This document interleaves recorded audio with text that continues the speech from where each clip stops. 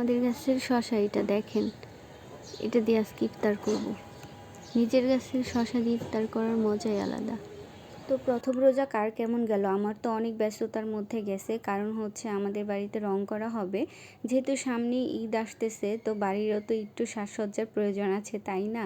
তো এই কারণে এই তো এখানে রং নিয়ে আসছে। তো মিস্ত্রিকে হচ্ছে রোজার আগে আসার কথা ছিল, কিন্তু উনি হচ্ছে রোজার মধ্যেই আসছে। তো যার কারণে বাড়ির রুমের যে জিনিসপত্র এগুলো হচ্ছে সরানো, প্লাস এগুলো নিয়ে অনেক দৌড়াদৌড়ি করতে হয়েছে, যার কারণে হচ্ছে অনেক ব্যস্ততার মধ্যেই গেছে আমার প্রথম রোজাটা।